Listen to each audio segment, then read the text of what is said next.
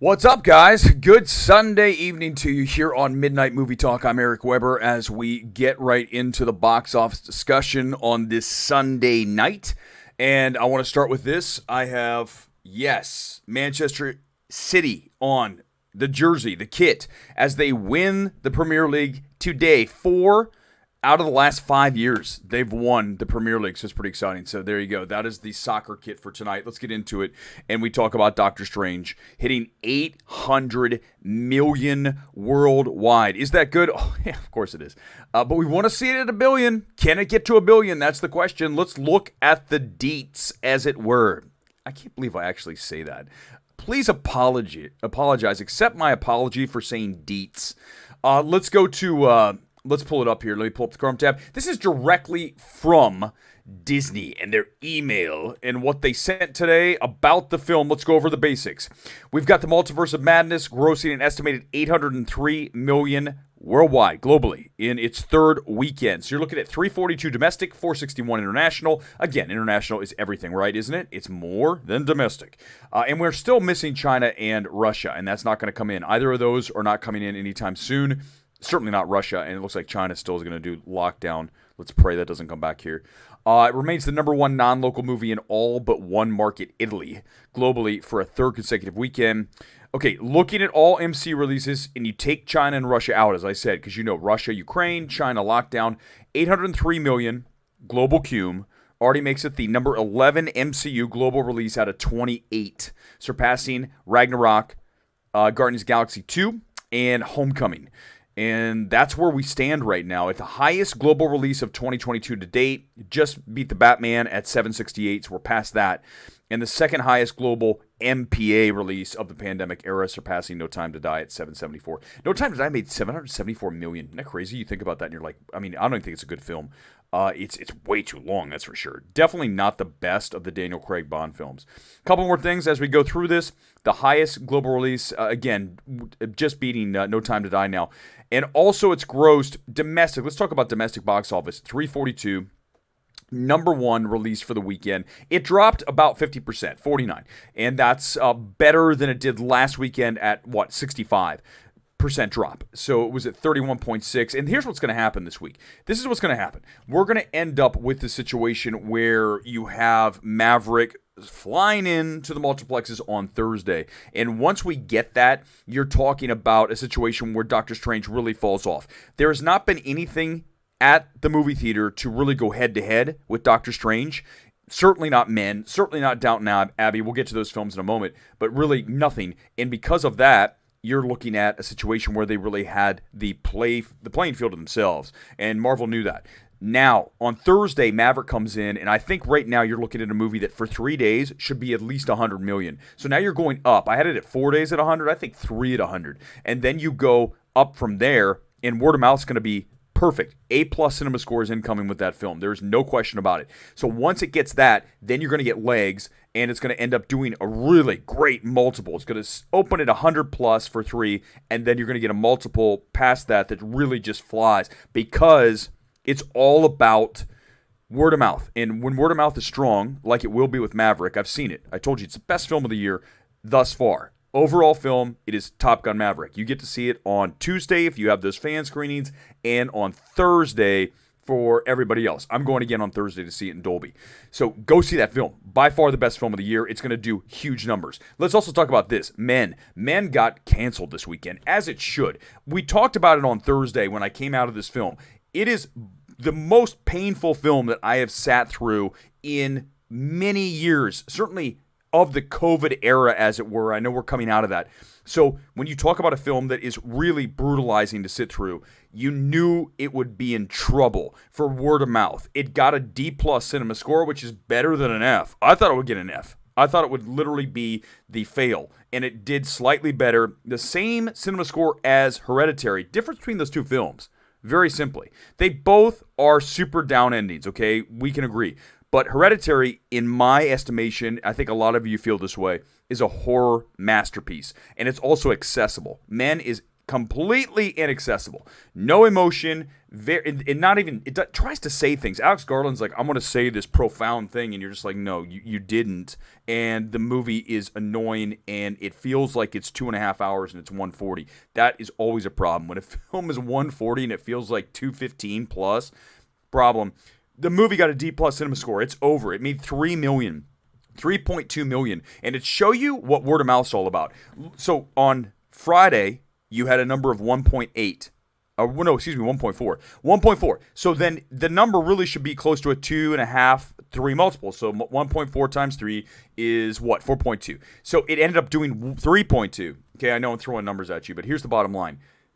This shows you that people came out of the movie and says it sucks because it didn't do the business throughout the weekend. And I knew it. I said it here on Thursday.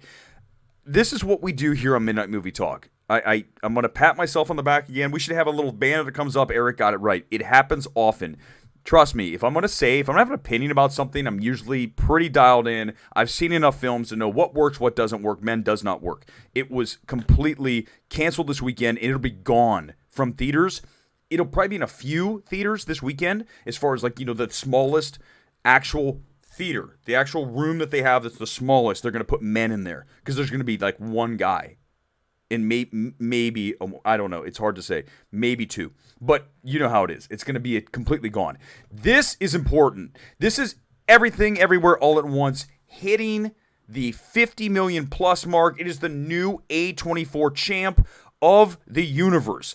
You're going to ask, what was the former champ? It was Hereditary. And now we are getting up to a point where this film could be the biggest A24 film globally, not just domestically. Let's look at that. I've got the A24 number right here, and we can go through the hits. You can do that real quick. Think, what were the biggest A24 films of, all time? And now we look at it right now. Worldwide, as I pull up the numbers, I really like the numbers. Good site. Box Office Mojo used to be the site, and now it just got obliterated once IMDb bought it up. It's not as good. Do I still use it? Yeah, of course. But I like the numbers. Look here. You got Hereditary worldwide at 81 and change. So Everything Everywhere All at Once still has 20 million worldwide to get to the all-time worldwide, but right now, domestic, look here, you see it right here, 52 million. Actually, let's change that. It was Lady Bird. Lady Bird actually is the best domestic film at 48, and then we had Hereditary. Uncut Gems at 50. Goodness gracious, I forgot about Uncut Gems. But look at this. International box office wasn't there for Uncut Gems. Crazy, right? So when you look at this number, obviously it's a very big success for A24. So they are going to push this film to be on the wall behind me, an FYC film, no question about it. Do I think it's worthy of that? No. I think it is a good film that really gets repetitive and beats you up with the same ideas as it continues down the stretch at 225. If that movie's at 145, 150, it's a much better film. That said, it is the new A24 champ. And this one is, I called this one too, Downton Abbey only made half the money that the original made. 31 million for the original, and this one opens to 16. So just about half, right? We're close enough. We can call it half. Why? Because as much as I tell you theatrical's back, and it's 100% back, you're going to see, well, I shouldn't say that it's not 100%. It is close to 100%. The missing component is older audiences. They are still a little more hesitant to go back to movie theaters. As such, a movie like Downton Abbey that skews 40 plus. I mean, who under the age of 40 is going to see that? Maybe under 30, like maybe 3 people in the entire country.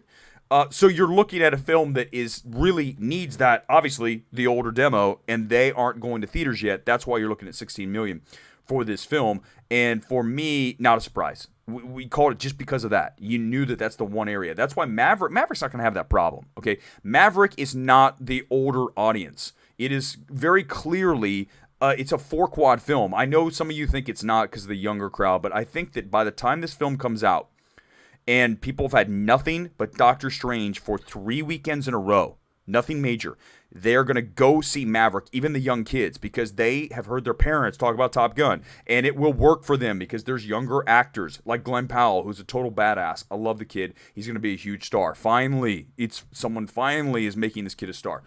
But it's going to work as a 4-quad film because there's nothing else out there. It's the beneficiary of Zero, and it'll make money with families that are like, let's just go see a movie that we can take the kids to, and Top Gun Maverick is. There's nothing in the movie that is going to be too much, too intense for a young kid. I'm talking like a 5-year-old. You could easily take him to Top Gun Maverick. Let's also talk about this, and I'll get into your comments. Screenings of the week. I want to mention what's coming up this week. So as we progress on Tuesday and Thursday, we do this on Sunday, Tuesday, Thursday. On Tuesday night, I will see Crimes of the Future, which is the new Cronenberg film. As you guys know, it debuts at Cannes on Monday. We're going to see it here in Los Angeles on Tuesday, and I'll have some idea of what that film's going to be. And I think we all know from watching the trailer that it is going to be, and knowing Cronenberg, you're going to see a film that is very much a neon film. It is going to be another small window film. The available audience is a very tiny sliver, bigger than Men, because I think Kristen Stewart opens that up a little bit. But ultimately, you're looking at a film that is not going to be a huge box office success. This is a film Twitter film. There's no question about it. You guys know it. I mean, that's what I expect from Crimes of the Future. The question is it a good film Twitter film, or is it a bad film Twitter film like Men, right? Let's hope it is the former and not the latter. I'll let you know on Tuesday when I see that. I should be back on regular time, 9 o'clock and midnight Eastern. Let's get into the comments here. And anything goes. There's also one thing I want to mention, and I hope you guys, if you saw this today, there was something going around saying rank these 4 Marvel movies. Let me just go off on one thing, because I will forget about this. I want to make sure, this is one of these things, I hope if you guys want to talk about this, we can do it. Do you remember the movie Logan? Okay, someone said rank these 4 films. I believe it was No Way Home, Logan, The Batman, and whatever the hell the 4th one was. Let's talk about Logan, and tell me if I'm wrong. I've only seen the movie once. Logan legit has the worst bad guy in the history of CBMs. Maybe even worse than WW84. If I remember correctly, is it Garrett? What's the kid's name? You know who I'm talking about, the guy who plays the bad guy in Logan. I'm pretty sure you have a bad guy in Logan. Now, granted, I know there's evil Wolverine. I get it. But I'm saying before that, you have a bad guy who doesn't do anything. He doesn't kill anybody. If I recall that correctly, it is a bad guy that you're like, he never shows that he's the bad guy. That makes that film instantly lower than it should be. I can't believe no one has discussed that about Logan. And it came to me today. I'm like, why is no one mentioning that it literally has the worst villain in the history of comic book movies? You tell me one that's worse. I don't know what it is. For me right now, that's the only one that comes to mind. Other than this film right here, WW84, don't even get me started. I can't do it. Let's get into the comments as we roll here on a Sunday night. Again, thanks for joining, guys. Like, subscribe, all that. You're already here, so you've already liked and subscribed. So why did I even say that? Let's go to the first question here, or comment. And we have Gavin. Good evening to you, Gavin. Let's pull it up here. Come on, computer. Work for me. At some point I'm going to have to get a new laptop. This thing is just not as quick. I need like a level 78 processor. It's like a level 15. What classic movies pre-2000 do you find overrated? That is something that's a great topic to do another time. I'm going to have to ruminate on that. I've got to really go back, because a lot of times, you hit this and everything that's current, you bang, you like Logan, boom, overrated. But when I think about movies pre-2000, I have to really drill down and think about stuff and go back. So let's come back to that, Gavin. It's a great topic. I will put that into the hold file, and we'll get back to it. Chris Gore, good evening to you. Thank you for inviting me last night to award this, which is Chris's big award show for his site, Film Threat.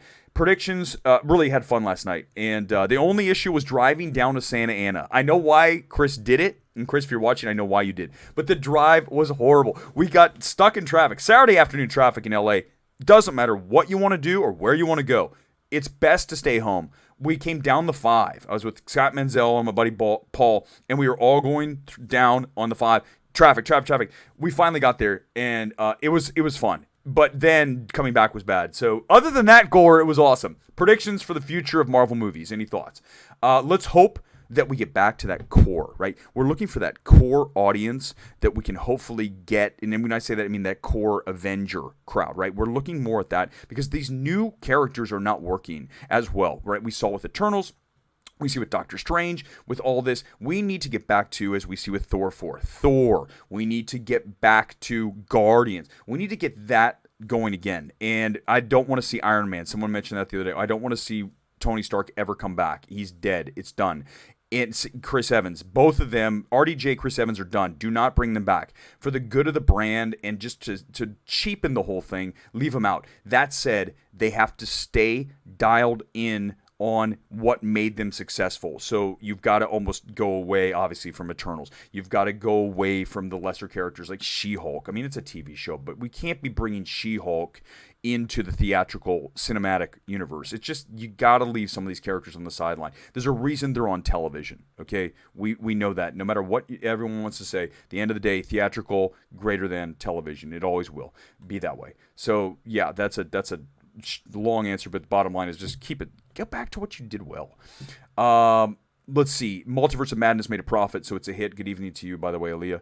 Yet it earned more, but did not for many reasons. Yet it could have earned more. Excuse me. Marvel can celebrate, yet learn lessons as well. I hope most of the money versus all. Okay, so here's the thing: is that this is a film that, as you guys know, was in trouble from really the creation because you had Scott Derrickson on the direction, and then he left, he exited. Then you bring in Sam Raimi, and then when you watch this film, you almost see like a Sam Raimi film, and then you see something else like a reshoot film. So when that happens, that's a troubled film. So ultimately, this film was never going to be great. Okay, it's just not a great film. I'm sorry, we can't have this discussion that Doctor Strange 2 is great. We can't have a discussion that it's top tier Marvel. I hope you can wrap your head around that, because we just can't. You have to understand that when you talk about top tier Marvel, it starts with Endgame, and then everything flows from there. Okay, so if you don't have Endgame number 1, then you're probably doing it wrong. If you have No Way Home there, I understand why, and it's up there for me too. But Guardians 1, better than Guardians 2. You got to get these things right. You can't say Doctor Strange is like the third best Marvel film. It's like, if you do, you can. No, hey man, free speech, do what you want. But I'm telling you that your credibility's gone because people are like, you got to be kidding me. It's a mid movie. The average person thinks that Multiverse of Madness is a mid movie, right? That's the end. That's when you get all the opinions and you look at what you're looking for. The mean is it's average. So when you're at that spot, then you have to understand that that's just, you might not be there, but that's where everybody else is, or most people are. Just like Men. If you loved Men, I hate to tell you, you're in the extreme by yourself. You're in the smallest sliver of the pie. The average person comes out of Men and goes, what the hell did I just watch? Which I saw a million tweets at me this weekend saying, what I just watched. I said, don't go. I warned you guys. There's no reason to watch Men. Not even Jesse Buckley, not for Roy Kinnear. Men is a complete non-watch. And I rarely say that about films. Men is not a good film. And it's okay if you like it. We talked about that. You're loud. But I'm just saying, just know that you're in the minority. And it's okay to be in the minority, but you're probably wrong in this case. You're the minority, but you're wrong. Everything Everywhere All at Once cost $25 million. For a time, I never thought it would make a profit. Now, yeah, it should, because I don't know. It's not going to win Oscar. There's no way. Listen, Aaliyah, if it wins, I've already put this thing up like 100 times. I don't know what the next one is, but there it is. Remind me again about that, but it's not going to happen, because here's the thing: it's not going to win Oscar. It's too long. It's too long of a runway. You're talking about a film now in May that has to go another, what is that? 10-ish months to continue this thing. It's not going to happen. If their Oscars were tomorrow, it would win some awards, or would be at least nominated for a lot. The longer this goes, the more films, as you see around me, all these films start trickling in at the end of the year during award season, and when that happens, then this film gets further and further down, right? The new thing's bigger. A24 is going to work it, though. I got to see what else A24 has later this year. It's always interesting because there's films that are on that bubble that they say, are we going to go this year, or are we going to hold for next year? But I got to look at the slate.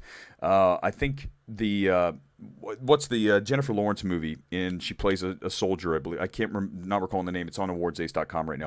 But that is one of their films, I believe, that's coming out. Red, White, and Water, I believe is what it's called. It just popped in my head. So we'll see. We will find out what is going on with A24 later this year. It's just so early in the year. It's hard to get processing all those, October, November, December movies. Reading comment sections under the trailers for Downton Abbey. Overwhelmingly, a lot of boomers were saying not ready to go back. Right, Julian? That's what we said. I mean, I am ready to go back. I've been going to movies the entire time, including driving to Las Vegas to see Tenet with Chris Gore. 4 hours one way, 4 hours the other way in the same day. Do not ever do that. Do not ever do that. That was the biggest mistake. I would have stayed in Vegas for the night and then drive back. That was hell. But the movie was cool, and it was great to be back into a movie theater. Not that I think Tenet has plenty of issues, but as far as seeing it on a big screen with the sound and being back in a movie, awesome. So, but that was, I'm not afraid, right? We've talked about that. You guys know that. I mean, I've been living my life pretty much how I always have, even through the pandemic. I mean, I did what I was supposed to do, right? Mask, whatever. But I didn't sit at home and say, oh, I don't know if I'm going to go out today. I don't know if it's safe. If I lived my life like that, first of all, I wouldn't be talking to you right now because I'd be like, I don't know. What if I get on tonight and I say something totally stupid, which of course I could. But imagine living life like that, thinking the worst that's going to happen. That's no way to live. You can't do that. I mean, if I did, we wouldn't have driven down to Santa Ana to Chris Gore's award show. We said, no way, there's too much traffic. There's going to be an accident. You think about that. You instantly open yourself up. Just say go. Just do it. And then figure it out. Shit's going to happen. So what? Figure it out. Move on. I mean, it's like go back to, oh man, do I love Collateral. Go back to Tom Cruise's speech. In the back when Jamie Foxx is up there and he's like I Ching and all that, he's talking about, adapt, all that speech is amazing. I wish I could pull it up and just pause and play it. I wish it didn't have the copyright things. You know what I'm talking about if you haven't seen Collateral. The speech is amazing, and that's what I feel. That's how I feel about life. Just, you're going to have to adapt. You're going to have to figure it out. And just don't live in fear. Ever. Do not live in fear. It's not good. But the older folks, a lot of them are. And that's why they're not a Downton Abbey. Sorry. Really circuitous, but we got to a point. Back to Gore. Surprised you're not tired tonight after the event last night. Superhero movie here to stay, or the public feeling superhero fatigue? I am admission here. I'm feeling superhero fatigue. I think we all are after Doctor Strange. I think I'm looking forward to Thor, but I'm still, that's not, if you ask me what film am I most excited to see over the next few months, I want to see Thor, but I would have to, if I saw a whole bunch of films in front of me, I would have the slate in front of me. I would say Thor's down there, but it's not as high. Because I'm kind of fatigued of superheroes. I mean, if you asked me if I wanted to see Top Gun Maverick or Thor 4, I would have said Maverick all day. And that's why I'm so excited for you guys to see this film. And I think a lot of people are feeling that way. That said, Thor 4 is going to do well. It's going to do better than Doctor Strange 2. I mean, easy. No question. Worst comic book movie villain. Joshua, good evening to you. Doctor Doom from Josh Trank's Fantastic Four. But yes, it was bad, right? It's not a great film, Josh. I would agree with you. But that said, Josh Trank's Chronicle was really strong, but not what we got in Fantastic Four. But that said, Doctor Doom, at least in that movie, I only saw it once. It's been how many years? Like at least 5-6 years now. Maybe 7 years. Is that he is at least established as a bad guy, right? I think he kills somebody. He does something, right, where he's the bad guy. I'm telling you, go back and watch Logan and look at the Southern kid, whatever his name is. You guys hit me with his name. The actor who plays the bad guy. I keep wanting to say Garrett Hedlund. It's not him. It's a kid that looks like him. He was in this horror film we just watched a few months ago. I forget what that thing was called. The Cursed. He was in the Cursed? Okay, so anyhow, the villain from that film, from Logan, is not good. Like, he doesn't do anything to establish that he's evil. So, at least Doctor Doom, plus you already know Doctor Doom's evil, but I'm just telling you, go back and watch Logan. Tell me I'm wrong. I want someone else. I feel like I'm the only person in the world who noticed that when I watched Logan. This villain sucks. Like, literally one of the worst villain. If I told you, the worst villain ever in a comic book movie. Yes, I am seeing Crimes of the Future on Tuesday. If you just joined Gore, if you're paying attention, I said that. I said, look, during my screenings of the week, I said screenings this week include Crimes of the Future. Pay closer attention, Chris. Kidding with you. So let's see. What else do we got here? Let's go back to superhero movies are the best movies. Great to see you. Thank you, sir. Thanks for watching, or ma'am. I imagine you're sir. I don't know for sure. Sorry if I mispronounced you. I understand that you're saying about Logan, but Logan was really sad. It was Logan's end. Yes, all that. No question. The tone was unique. And I think the scene, the mind scramble, that scene when he's having the seizure, I don't know the exact title. You know what I'm saying. That scene is unreal. That is one of the best scenes of that year. Was that 17? That scene where it's just like, the mind, oh my God. But again, go back and watch the villain, the dude, not evil Wolverine, the redneck guy. So bad. His thing is just kind of like, hey, Logan, I'm going to come get you. That's literally, that's it. That's how you establish he's bad. Hey, man, you want to come over here? I'm going to mess you up. That's a pretty good Southern accent. Thank you.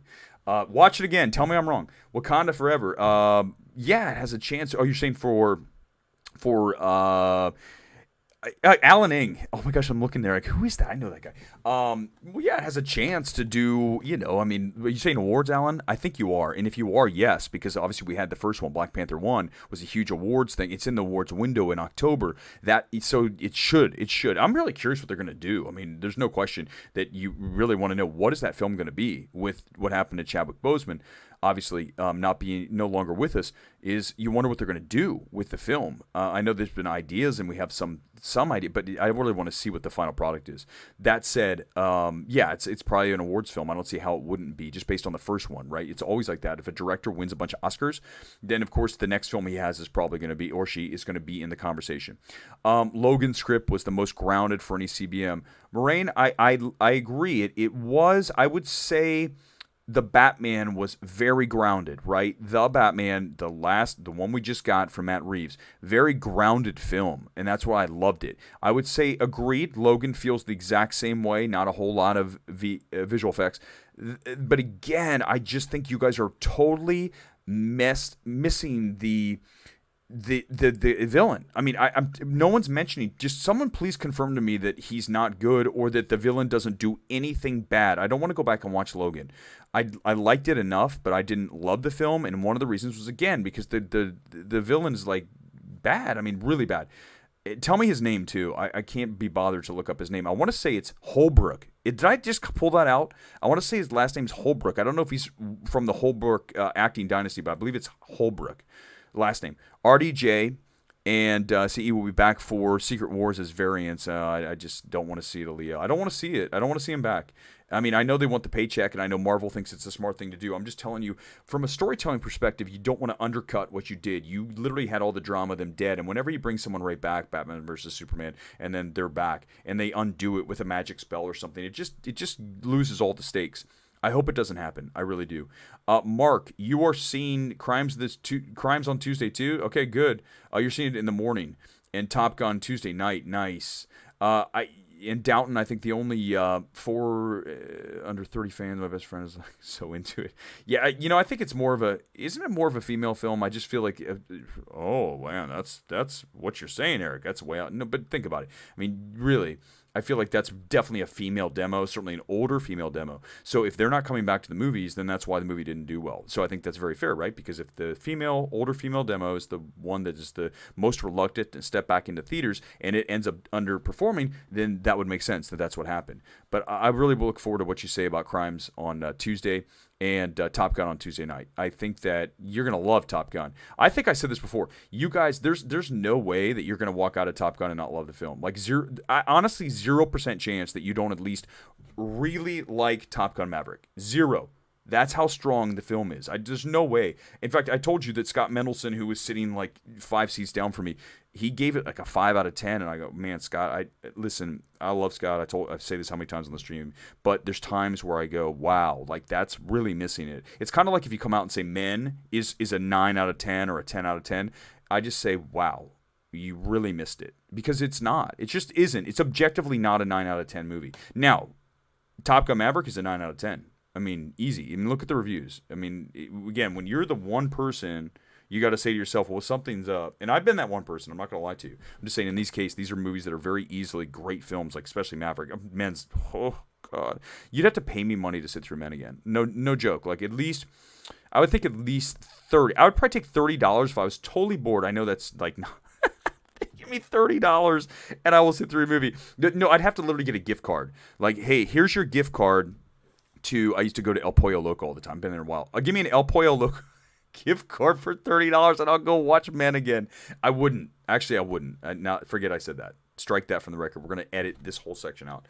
8 million worldwide for Multiverse of Madness. 800 million. Yeah, exactly. Biggest superhero movie worldwide so far this year, and second biggest MCU Phase 4 worldwide. But again, don't forget this. No Way Home is Sony. Yeah. Here's the thing, though. Remember this, that this is still early, okay? So Thor 4 is going to do better. I'm telling you right now, there's no way. Someone in here tell me I'm wrong. There's no chance that Thor 4 is going to do worse than Doctor Strange 2. Unless the movie's terrible, but it looks better. It just looks stronger. And again, Multiverse of Madness is not a great film. It's very mid-Marvel. So if it's anything above mid, we're good. So yeah, I mean it's the biggest superhero movie worldwide beyond No Way Home, and again it's Doctor Strange, so it's even though it's four, it's still you know what I'm saying. It's not a new character. It's not Eternals. Eternals is like a whole different cell, and we saw what happened with that. I bet Mother got an F. Benjamin, good evening to you. Well, Men got a D plus because Mother messed with religion. Yeah, that'll do it. For a lot of people, 100%. People don't like bad movies challenging their religion. I'm seeing Men tomorrow. Oh, Benjamin, I don't know. Do you really want to do that, man? Can I talk you through this? Can we have an intervention? Can we do an intervention? I need to stop everything right now and just focus in here on Benjamin. Benjamin, you're about to spend an hour and 40-ish minutes that'll feel like 2 hours and 40, and you're going to leave the movie saying to yourself, what the hell did I just watch? Do you want to really do that, Benjamin? That's the question. Do you really want to go there? I'm asking you to think about it. Really sleep on it tonight and just think, do you really want to see Men? Okay, hopefully that intervention worked. Thanks. It's so bad. Don't do it, Benjamin. The poor moose. Oh yeah, the moose is still here. At some point, Moraine, the moose will probably leave. I don't want to lose the moose. The moose is the good luck charm. I'll find something else, random from the FYC. I shouldn't do that every night. I'm gonna grab a random FYC item after the FYC piles like in the other room.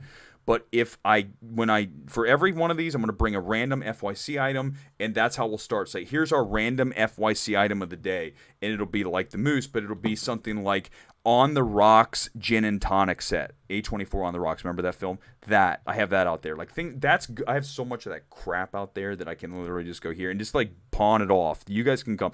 I will put it outside on the curb, and you guys come get it. Gore's remembering the Vegas trip. Yeah, you don't remember the drive home when you were sleeping.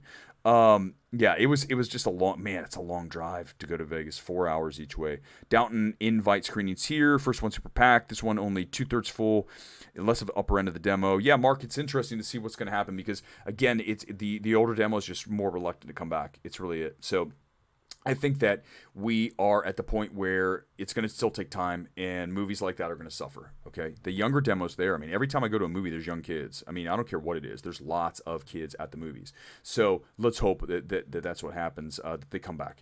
Let's go back to superhero movies. Last movie I saw in 2020 was Bloodshot. My God, that's right, it was. That was like the last one that had a premiere right before we shut down. They had a premiere, and people were like, I don't want to go to the premiere. They were all scared.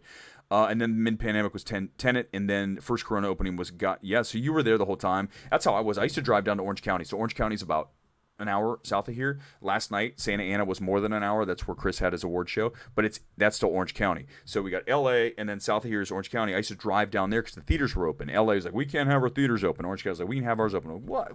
How does this make sense? I can cross a border. I can cross a county border, and the theaters are open. And then I come back into LA, and I don't. I mean, it was like that for masks. It was like, come down to Orange County. Nobody has mask on. Everyone's doing their thing. And then as soon as you cross over into LA, it's like, put your mask on. Oh, my God, oh, my God. And I'm like, wait, there's no difference. The air is the same. Everything's the same. Like, what are we doing? Like, did you not ask that question throughout the pandemic? Like, it doesn't make any sense. Just a lot of it didn't make sense, and it still doesn't to me. Always ask questions. That's all I'm going to say. I'm not going to get into the politics of it, but just do this. Always ask questions. Don't just take things on face value. I don't care who it is. Even me, obviously, I would definitely ask someone else. But if you're talking about anyone in whatever position they're in, authority, just say, wait a second, let me look into that. Don't just listen to what someone says. It's never smart. Just always do your due diligence. I don't care what it is. Did I do that? I covered everything with that. Benjamin, something I'm weirdly excited for, the loss of the Chinese box office. Movies are better when they don't have to appeal to a completely different market and tread weird restrictions. That's true. They do definitely change films to make them fit better into the China market because it's such a big market. So right now, you don't have that issue. I'd love to see the difference in the film, really the version that was before and after. There's certainly a lot of things have been taken out. We've seen that, right? We've seen scenes that are removed because they would offend China. There was a really good documentary. What was I watching? It was about that whole thing about Disney and having to work that. I got to remember, but it was really good. And it was just talking about what you just said, that going into China required a different strategy, and they had to agree to the things. They had to say, hey, listen, we'll do all these things to get into your market. We'll do it. And Disney didn't usually do that. But they wanted the money, obviously. Boyd Holbrook. I was right, Everett. It was Holbrook and Boyd. He's not. Listen, I'm not. I'm not going to say anything about his performance.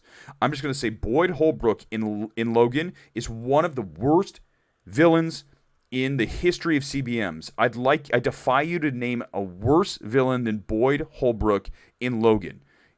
I got to go back and watch the film. Tell me I'm wrong. Tell me that he does something other than, hey, Logan, I'm going to mess you up. Tell me he does something other than that. I don't think he does.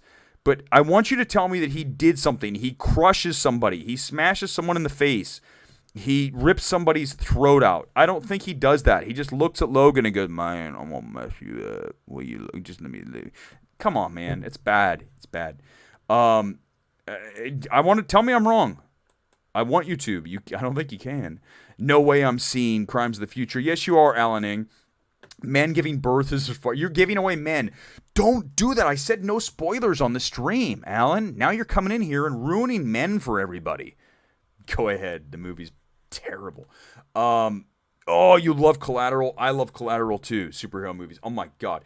It's so great. And here's the thing. It is emotional. If you have not watched Collateral, you know what you need to do tonight? You need to honestly, whenever we finish here, you need to get out go find it. I don't care where it is, Amazon, if it's on Netflix, I don't know what it's on. I have no idea right now. Collateral's one of my favorite movies of the past. I think it was 2002.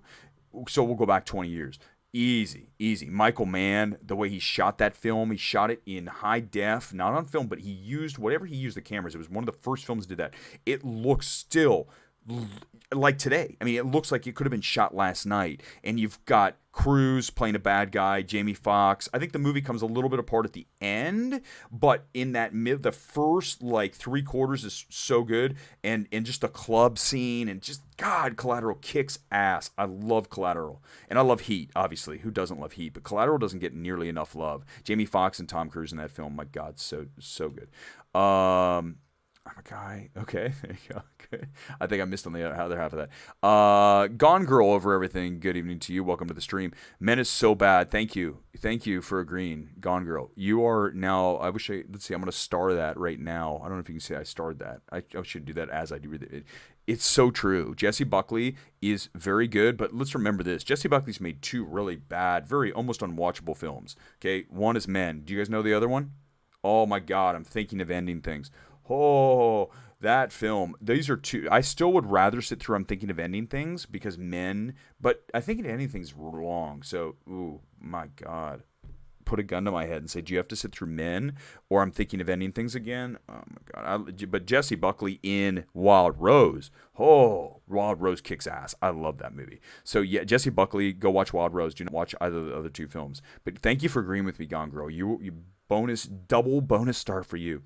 Let's go to Nico. Good evening to you. Eager for Crimes of the Future thoughts. I'm pretty good with accessibility, but the one thing I can't do is body horror. It's body horror. I mean, you can tell, Nico, right? You just watch the trailer. It's body horror. They're like opening up his cavity in his chest and all that. The trailer had me folded over in my seat. I'm going to sit through it. I will take the bullet for you. Who knows? Probably someone does take a bullet in the film. We will see the body horror. I'll be, listen, I'm sure it'll be better than Men because nothing could be worse.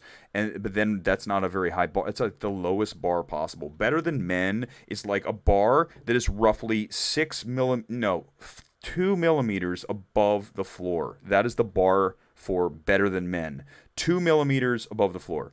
So it's got to be better. There's no way, short of it being something totally repulsive and repugnant, which I even think the end of Men is absolutely that. But let's say it's even worse, because Cronenberg. You could get that. I remember Cronenberg's kid made a movie called Possessor. If you guys saw that, it's a neon movie.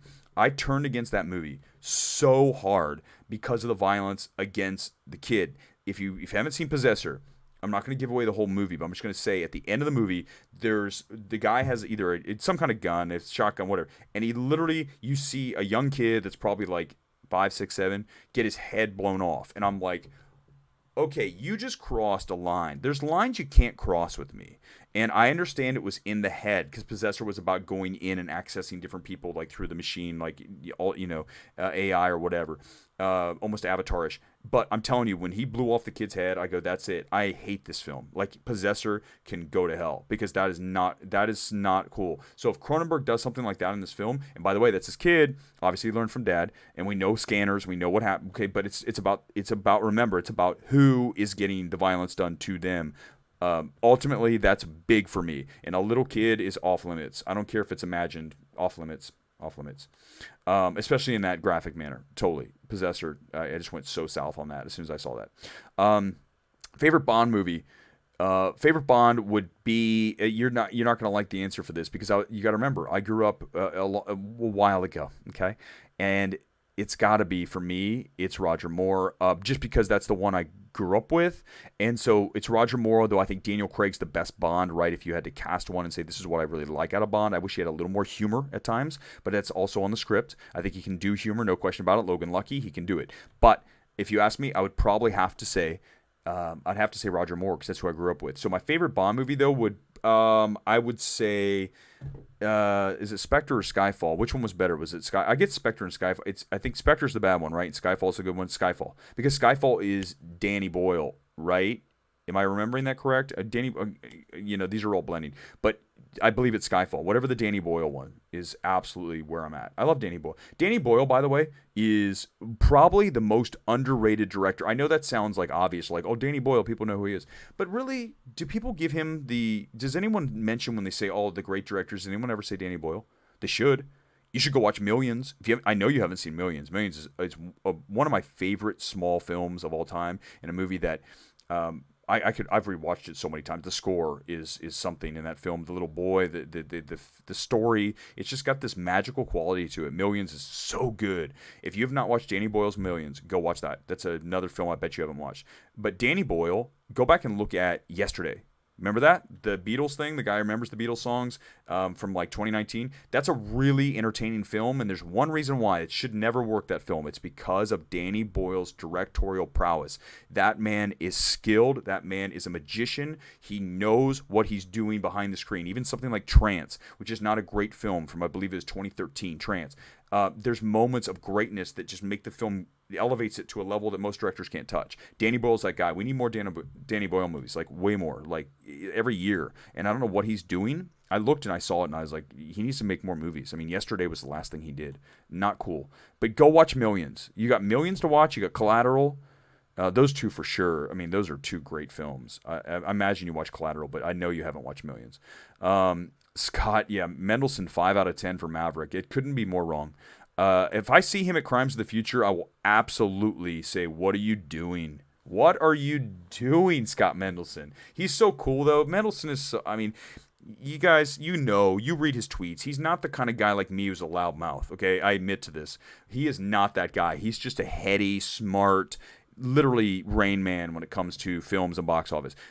That I'm on the other hand, listen, you're watching the stream, you know what I do. He's not like that. He's so cool. So to get mad at Scott is like, it's weird. It's like you can't get mad at Scott Mendelsohn, even though he's totally wrong about 5 out of 10 for Maverick.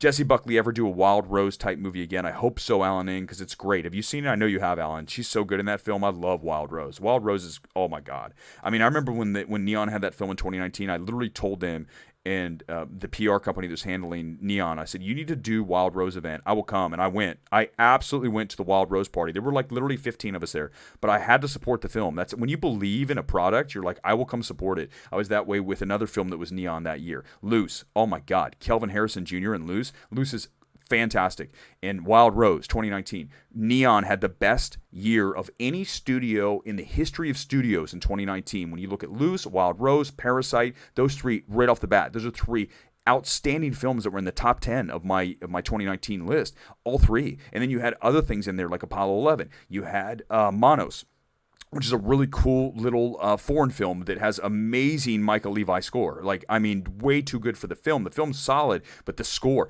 Michael Levi, if you're asking me, if I'm making a film and I have an unlimited budget and I need to get someone to score my film, I'm grabbing Michael Levi. No, that's my number one draft pick. I don't care what the film is. I'm saying, Micah, here you go. Make the film because it is, you score it. She is so, he, I believe it's they, honestly, is very talented to a level that is unique. She made Zola better. She's done he. God, this is awkward. Is talented. Okay, let's just say that Michael Levi kicks ass, and please have more scores from Michael Levi. I'm pretty sure Mendelsohn has Iron Man 3 ranked high on his MCU list. That is egregious. That's it. You know, I just, all the things I said about him and not being angry at Scott Mendelson, when I see him at Crimes of the Future, which I bet I do, I am going to go up to him and I'm going to slap Scott Mendelson. It's never going to, I'd never know. You can't. It's Scott Mendelson. And it is egregious, though, because Iron Man 3 sucks ass. You guys know it. Don't pretend you don't. It's terrible. What they do to the Mandarin, don't get me started again on this. Don't do it. I can't. It's Sunday night. I want to just get to bed in the nearest future, and I'll get wound up and I won't be able to sleep. I'll be literally going off on Iron Man 3 for the next 2 hours. And when the stream's over, I'll be going, God damn, you guys made me think Iron Man 3. Julian, you are banned. Kidding. Aaliyah, variants, though, it's the same character. Oh, man. It doesn't matter. I don't want him to come back. I don't, this is too much. The multiverse and variants and all this, it just, can't we just get back? You know, okay, so listen, when I grew up and I was a kid, I used to watch Super Friends on Saturday morning. If anyone is of that age, you know what I'm talking about. It was Super Friends, and it was Justice League versus the whole Legion of Doom, okay? And I think it was called Challenge of the Super Friends. If you've ever watched Challenge of the Super Friends, if you've gone back, I believe it's from like 1978, 79, go watch that. It's one season, and it's literally Justice League. It's literally the Hall of Justice, Justice League, versus Legion of Doom. The storylines in that entire year are so basic. It's a kid's cartoon, but the storylines are so simple with the good versus evil without getting too in depth. I would love to see a comic book movie that's literally just simple and straightforward without all this crap about time travel. Well, there's time travel in Challenge of the Super Friends, but the way it's approached, go watch Challenge of the Super Friends and make me a movie that is literally one of those episodes. Like, there's like a monolith of evil, and there's like these swamp creatures that it's like just weird, but it's so awesome. And that's the first comic book heroes I ever watched was Challenge of the Super Friends. If you haven't watched Challenge of the Super Friends, you got another thing to watch. You've got Collateral, you probably saw. You've got Millions you haven't watched, and now you have Challenge of the Super Friends, probably 12 to 15 episodes. So good. Each one's like 20 minutes. Just watch the basic story structure.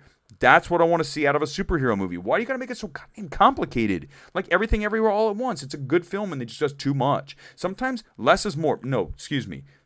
Always less is more. Almost always, okay? It's just 100. It's across the board. We say, I just talked about this with In-N-Out. In-N-Out is the big hamburger chain out here. And what do they sell? They sell hamburgers. They, I believe, have a hot dog off the secret menu, and that's it. They don't even, you go in there, it's hamburgers and French fries and shakes. That's it. Nothing else. There's no chicken sandwich. There's no pizza. And why does that work? Because you do what you do and you do it well. That's it. I do Midnight Movie Talk Sunday, Tuesday, Thursday. We're not going to start adding multiple days and do it during the morning. No, this is it. This is the window. And just keep it simple. Make it easy for everybody. And that's why In-N-Out is successful. Because it is a situation where they do one thing and do it well. Do that. Don't. And so back to the movie. Give me a superhero movie that's super simple. Like No Way Home, but even more just basic. Like Spider-Man, bad guy. I mean, I know that you don't have to make it that complicated.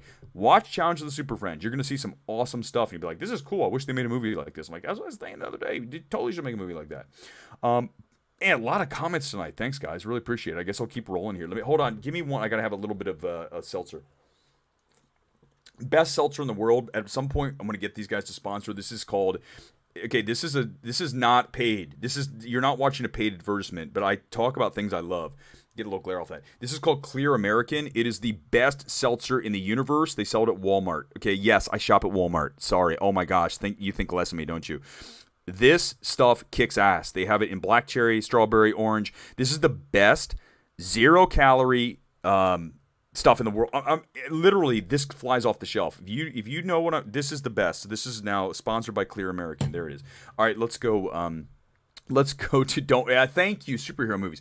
Benjamin, don't risk it. I just had the intervention here tonight. Thank you, superhero movies. Don't risk it. You're gonna really regret that decision, Benjamin, if you go to see Men. I can't stress this enough. This is not a joke. What I'm telling you is not funny. This is a very serious intervention. Don't go see Men. A24 is going to absolutely ban me from any parties, from any press screenings. They will not let me see anything. I told you I almost went to the Men premiere here in LA. It was down in West Hollywood. And I almost went, and I was a little bit leery if I'd like the film because I'd heard some things. And I'm glad I didn't go because I've told you guys how it goes. You go to watch the movie, you come out, and guess who's standing right there? Hey, it's Jesse Buckley. I can't do the fake shit. I'm terrible at it. So if you have Jesse Buckley in front of me, I'm going to be, you know what I would have said to her? And I'm glad I didn't go because it would have gone just like this. Jesse's like, hey, good to see you. And maybe she remembers me from the Wild Rose event. There's a possibility. But here's the thing. So she goes, what'd you think? Because that's natural conversation. And I'd say, well, I mean, the movie's something. And I literally would say it like that. And then it would be really awkward. So why get into that situation? Because I can't go, oh my God, what a movie. Because that's lying. And I can't do it. I told you, Jim Carrey, liar, liar. That's who I am. I can't do this. So that's why all my takes on Twitter are so like, just this is what it is. Because I just feel like that's what it is. I'm not going to deviate from that. And I guess that's noble, but it also gets you in trouble when you're talking to Jessie Buckley and telling her movie's bad. She's like, oh man, she probably knew it, but she don't want to hear it. Do you think she wants to hear it? Does anybody want to hear it? You guys get on here, get on the comments. Your show sucks. I'm like, yeah, whatever. Who cares? Get out of here. You gave your moose away. Chris Gore gives his, listen. So again, this is the moose from Missiles versus the Machines. And at some point, this moose will go to somebody who's watching, and we will give it away because, but I have to lose the bet, and I haven't lost a bet yet. Remember, the big one comes this week. It is Top Gun Maverick getting an A+ cinema score. If it gets anything less than an A+, A-, it will not go lower than an A, okay? First of all, it will not. If it's not an A+, one of you gets the moose. I don't want to lose the moose, so there it is. I'm going to bring another FYC event out, item, and we'll literally have it up here. Oh, here, I have one right here. I got one more. It's my coaster. This, I think I showed this early in one of the things. This is the American Factory glass. Okay, it was a documentary from Netflix. It's got condensation on it. It's got, okay, there you can see it. Okay, so American Factory was a documentary from Netflix back in, I want to say 2019, and they sent this out as FYC stuff. It is a piece of glass that I want to say they said was from the factory, but anyhow, there it is. So that's another FYC. This stuff's kind of funny. It's kind of cool, right? It's like, there you go. Have you ever seen that? American Factory glass coaster, and it's holding up my Clear American drink. Walmart, come sponsor me. Sponsored by Walmart. I don't mind. I don't care. It's money. Marianne 007. The link mate China. I don't know what that is. Sorry, I'm missing that. Okay, let's go to the next one. I'm sorry. I'll come back. Hit me up. I'm probably behind. I'm behind on some of these. I apologize. I gotta haul it. You guys are like just commenting away. Ex Machina and Annihilation were too good. They were, Benjamin, but again, this is not good. Do not go see Men, please. Even if you loved Ex Machina like me and you liked Annihilation enough, do not go see Men. There's no redeeming value. Not Jesse Buckley, not Roy Kinnear, not the cinematography, not the score. Which I believe is Jeff Barrow, who is very good. The score for Annihilation, very cool. But no. Don't see Men. There's no reason. Honestly, I don't ever say that. I rarely say that about a film. Like, you will not like the film. I guarantee you will not like the film. You know how I'm saying you'll like Maverick? You will love Maverick, or you'll like it, and you will hate Men. The chances of those two things being true are very high. So please listen to me when I say that. Tenet, I liked so much because it was in Vegas, and it was the first time back in a theater. So I was excited to be back in a theater. That's the reason I like Tenet. So the movie, again, on rewatch, obviously what he did with the audio is messed up. I mean, listen, Christopher Nolan, stop screwing with the audio. Because when you screw with the audio, you go like, well, I can't even understand what's going on, especially a movie like as heady as it wants to be, Tenet, and have all these things going on, and you can't hear the audio because it's buried below the score. And don't listen. Ludwig's score is off the charts, but at the same time, you still have to be able to hear the characters, like in Interstellar, same problem. Remember that? Theaters were like, hey, don't come to us and tell us you can't understand what's going on. That's the way that Christopher Nolan mixed it. Go back and look. Google audio Interstellar, and you'll see all these stories from back in, 2014, where it was like people used to go up to the box office and go, what the hell's going on here? I can't understand what's going on. Give me my money back. And so whatever Christopher Nolan, don't do that. Okay, I know what you're trying to do. Like, I get the concept of what you're doing. It's not working. Stop messing with the audio. Okay, it makes your movie worse. Okay, absolutely. Marianne again. The Mouse House geeks even changed the Ancient Ones in the first Doctor Strange from Tibetan to Celtic to peace, China. Yeah, well, that's another thing. They make these changes. They have to, because they don't want to piss off the Chinese. Let's just say it, the Chinese overlords, right? You don't want to mess up the Chinese overlords. Like, your movie's not coming in here. You got to make sure you're good with them. The Chinese overlords, who are now locking down everybody. We're getting political. Get off that, Eric. Don't do it. Don't do it. No offense for Tilda. That move seemed like a bit dull. Okay, got you, man. Tilda Swinton? Yeah, probably. Roger Moore. Good. Supash. I hope I said that right. Thank you. Yeah, Roger Moore. I mean, it's just who you grew up with. It's your Bond you grew up with. For some of you, it might be Timothy Dalton. Can you imagine if I said that? Timothy Dalton was my favorite. Like, he made one movie, right? One? And like, no one says Timothy Dalton, but he was a Bond.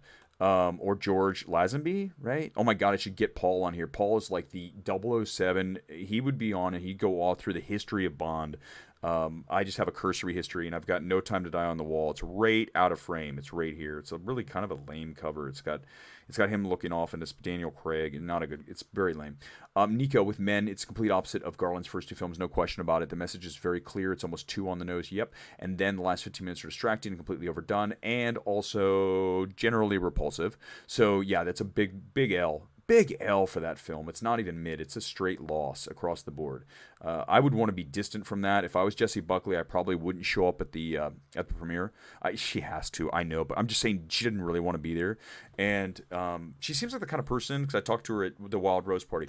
Jessie Buckley seems like the kind of celebrity who's very honest. She, like me, we had a conversation. I can't tell you what was said. I can just tell you that what was said was, I was like, oh my God, that's refreshing to hear a celebrity. She's up and coming, but hear someone actually say that. I go, oh my God, Jessie Buckley just said this. I can't tell you what it is. You'll never get it out of me. But it was crazy when she said it. I go, that's cool. She's just like straight shooter. So she probably, if you asked her if Men was good, she'd probably say no. She would say it on an interview, but if you got her like in a bar, she'd be like, that movie's not good. I go, yeah, I know. I'm sorry. I know you thought it was going to be good, and I'm sure that Alex Garland sold you. It'd be good. Like, look at this script. It's so heady. We're going to say all these things, and it's like, ugh. And that's what happened. Sometimes the best intentions, right? The road to hell is paved with the best of intentions, whatever that old phrase is. Danny Boyle never did a job. Oh, he didn't. Wait a second. Hold on here, Gone Girl. What am I okay, hold on. Never mind. Danny Boyle directed the 2012 Olympic thing. So we go back, and that had the James Bond element, right? Okay, that's why I'm saying Danny Boyle. So Boyle, but we have Mendes. I think it's Skyfall. Yeah, so Skyfall, Mendes. Yeah, Mendes is Skyfall and Spectre, right? So Skyfall is the best of the Bond films for me. Very simply. Danny Boyle should do a Danny Boyle should do every movie. He should do a Marvel movie. No, he wouldn't, because they wouldn't let him do it. They'd come in and say, Danny, you got to do this and this. And he's like, no. Danny Boyle's like, I don't do that stuff. I had Slumdog Millionaire, which, by the way, I mean, come on, Slumdog Millionaire. But Millions is a great film. Great film. God, I love that film. Please watch it. Please, I beseech you to watch this thing. Do you think Doctor Strange box office is disappointing considering the expectations Friday projected weekend box office? It should be at $1 billion. It's not going to get there. It's going to end up at about 9, maybe less. Because remember, this weekend it's going to really fall off because Maverick's going to take over. Maverick's going to take over the IMAX. It's going to take over the Dolby. It's going to take up all the LPF, the large premium format, right? PLF. Premium large format. They're going to take all those screens. So when you have that, you lose all that extra cash. So you're going to end up, it's going down hard in weekend number 4. So it's made $800 million worldwide. I think it gets to about 9. So it'll be obviously above Batman, because Batman's at 760, whatever it is now, 770, call it. And so it'll end up at about 20. So, I mean, at 20, I'm looking here, I'm like, it's 20. It's gonna end up at about 900 is my guess. 900. All right, a few more minutes here, then we're gonna wrap this. Remember, we go about an hour. Even though there's a ton of comments, I could just keep going forever. Danny Boyle, cell phone. Good evening to you. Super versatile, no question. Horror, comedy, drama. I mean, again, you go watch Millions, and then you go watch Trance, and then you go watch Yesterday. I think that's really astute observation. 100% agreed. Danny Boyle is very versatile and talented. So he has the ability to really go with whatever the film is and still imprint his own very unique and very flashy directorial style that I love. I mean, Yesterday has some elements in there that are just fantastic. The movie is not great. I don't think the script is really fantastic, but I do believe that the director, it's a case of the director elevating the film because of his talent. Singular talent of Danny Boyle is the reason that film is better, is because he's a next level. He's a next level director. You know, we have a few of those. Nolan is one if he stopped doing the audio shit, but he is one. Sam Mendes, yep, Skyfall. Claudio, thank you. That's right. I should. I remember Mendes did Skyfall. I'm thinking. Okay, remember this. Boyle directed the London Olympic opening with James Bond. That's why I'm thinking James Bond. Yeah, I know Mendes did Skyfall. By the way, yeah, Skyfall again. Skyfall, best 007 movie. Thank you, Claudio. A few more, and then we're gonna wrap. Let's see, a few more here as we come up at 10 o'clock. So 1 o'clock on the East Coast, 10 o'clock for me. It's like you can see I'm starting to my eyes are starting to doze off. 1-2 punch for Tom Cruise. Maverick and MI7. It should be, and this will be the first film that Tom Cruise has that opens at 100 million. This film is easy 100 million for 4. For 3, I think it easily gets there too, but 4 is guaranteed. 3, it should very easily get there, and I think the other thing is, again, the word of mouth is going to be perfect. A+ cinema score, which means it's going to drive business throughout the weekend. Go see the film. I can't tell you enough. Do not see Men, go see Maverick, and watch Millions. Those are your takeaways from tonight. A couple more minutes and we're going to wrap. Cell phone. Warner Brothers Pictures 2017, Neon 2019. Yeah, Warner Brothers 2017 was very good. I got to go back and look at that slate, but you had Dunkirk, good call. I did not love 2049, but listen, I will say this. Again, Warner Brothers is very good to their directors. They let them work in a very singular, again, artistic space. And for me, if I'm going to be a director that's going to go work for a studio, I'm going to work for Warner Brothers because they allow you to do that. I'm not suggesting that there are other studios that don't. I think Sony probably would. I think Universal largely does. Certainly with Jordan Peele, they're letting him do his thing, and they should because he's had 2 huge hits. And I think Nope will be another one. Obviously, the date's really good. It's the middle of summer. It's a horror alien. I love any movie about aliens. I'm so down for that. Like Signs. Oh, God, Signs is great. Love Signs. Nick, Glenn Powell.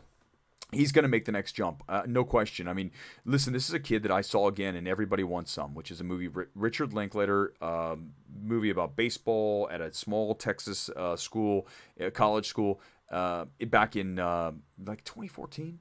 And I saw this kid, and this kid's great. Glenn Powell's a superstar. He reminds me of Ryan Gosling. He's got a Ryan Gosling lookish to him, but he's just got that. He's a good-looking kid, and he's got a swagger to him. And if you watch Everybody Wants Some, you go, that's a star. And then you watch Maverick, you go, that's a star. So it's here. He's finally here. James Bond, probably not because of British, but yes, he could do that. I absolutely believe first of all, dude's jacked. I mean, wait till you see Maverick. There's plenty of opportunity to see Powell with his shirt off. And the other thing about Powell is he took that, look at his Instagram. He's got like a shirt, like he's like, this and that. I'm like, hey, if you got it, flaunt it. You guys know it. Well, I posted a shirtless picture or two. The point is that if you're in shape, go for it. Who cares? And that he could do all these things. He could be Superman. I think he had to dye his hair black, obviously. Could be a villain. Listen, Nick, there's no question he's poised for a breakout. This is a kid that's going to be huge. I mean, Glenn Powell's going to be a big star. I have no question at all. Oh, Benjamin, we're going to probably wrap on this because it's just perfect. I think this is a perfect wrap to the evening here on this Sunday. Benjamin, you made the right decision. Our intervention came through, and I really feel like everybody here was a part of this. You're now not going to see Men, and I think this is oh, hell no. You're going to rewatch No, you can't. Don't ask me to pick between Men and Fantastic Beasts 3 for the 5th time. Just go see Firestarter. I've already seen it 5 times. I'm not kidding you. I've seen because I have A-list. I'm bored. It's 90 minutes, and it's stupid entertaining, and I don't have to think. Doesn't mean I'm not seeing other movies. I'm just saying, why not? Don't watch none of these. Benjamin, but seriously, don't go see Men. That's going to do it tonight, guys. Thank you so much for watching here. Like, subscribe. And I'll see you back here on Tuesday. Crimes of the Future reaction.